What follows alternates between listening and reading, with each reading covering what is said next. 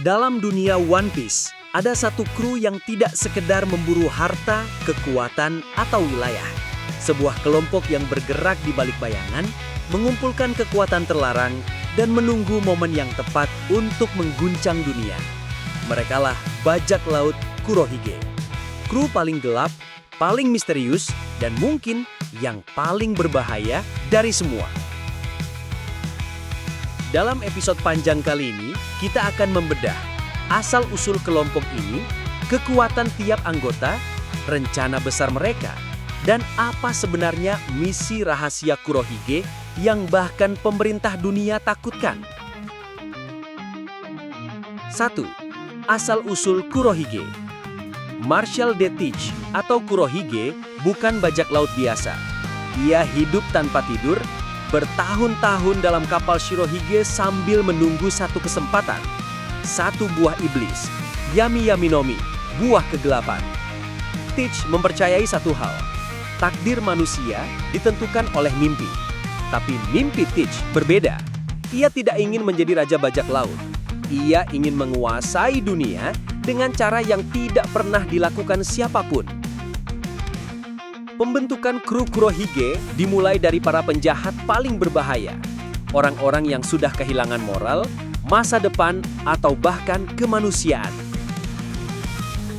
Tak seperti kru Luffy, di mana anggotanya punya ikatan emosional, kru Kurohige dipilih karena bahaya, kemampuan, dan potensi kejam mereka. Pertama, Shiryu of the Rain, mantan sipir Impel Down, dihukum karena terlalu banyak membunuh narapidana. Teach membebaskannya, dan Shiryu langsung bergabung tanpa ragu. Alasannya sederhana, ia hanya ingin kebebasan untuk membantai siapapun yang ia mau. 2. Van Augur, penembak hantu. Penembak jitu yang mampu menghabisi target dari jarak mustahil. Ia jarang berbicara, tapi Augur adalah mata dan telinga terjauh milik Kurohige. Ia seperti bayangan yang selalu mengincar dari kejauhan. 3. Jesus Bajes, manusia berotot tak masuk akal. Obsesi Bajes cuma satu, menjadi yang terkuat. Ia mengikuti Teach karena percaya Teach akan membawa dunia ke masa di mana kekuatan adalah hukum. 4. Laphite, malaikat putih iblis. Dulu seorang polisi, tapi diusir karena terlalu sadis. Ia bisa memanipulasi orang dengan hipnotis dan sering digambarkan sebagai tangan kanan diplomatik Kurohige. 5. Dokke and Stronger, dokter yang membawa pedang dan apel peledak. Tubuhnya lemah, tapi otaknya sangat berbahaya. Dokkyu adalah ahli racun, eksperimen terlarang, dan mungkin penyebab banyak tragedi yang tidak pernah dicatat pemerintah. 6.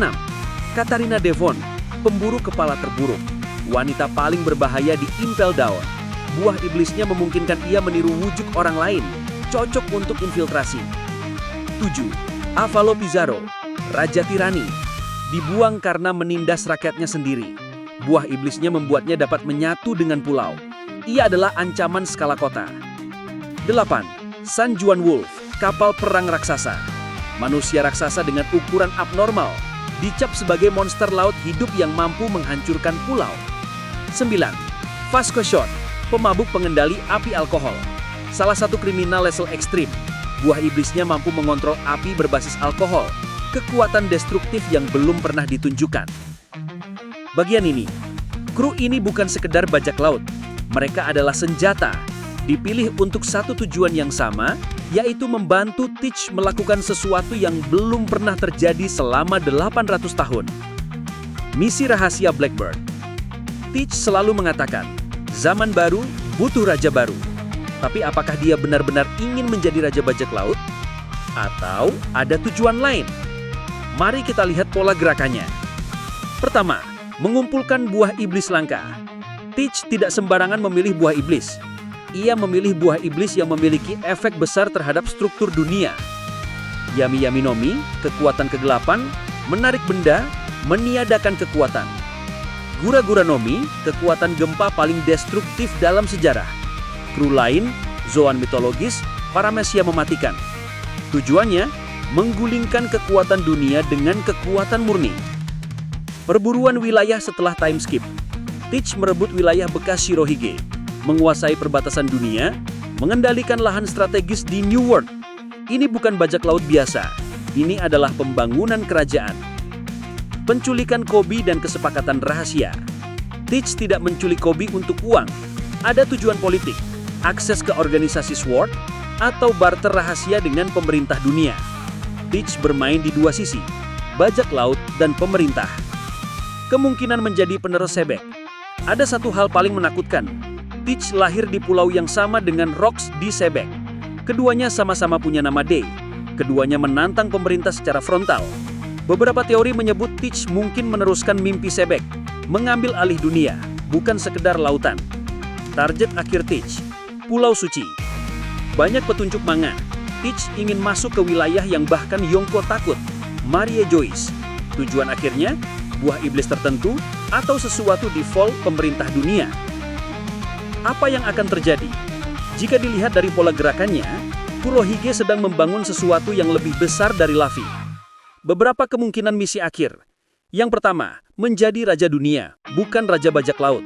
Ia tidak ingin One Piece, ia ingin tahta dunia. Yang kedua, mengambil Ancient Weapons. Teach adalah kandidat paling berbahaya untuk menguasai Uranus atau Pluton. Yang ketiga, Perang Dunia Kedua. Teach mungkin akan memulai perang yang membuat Marineford terasa seperti permainan anak-anak. Dan yang keempat, pertarungan final dengan Luffy. Ini adalah puncak era D. Luffy, harapan. Teach, kegelapan. Dua sisi koin yang sama. Penutup, kru Kurohige bukan sekedar organisasi kriminal. Mereka adalah gambaran apa yang terjadi ketika kekuatan besar bertemu ambisi gelap dan dunia membiarkan bayangan itu tumbuh.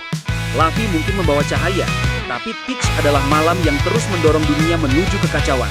Bagaimana menurutmu? Apa sebenarnya misi rahasia Kurohige dan kru kegelapannya? Jika kamu suka pembahasan lore anime One Piece seperti ini, tekan tombol subscribe dan bantu channel Animepedia berkembang lebih besar. Sampai jumpa di episode berikutnya.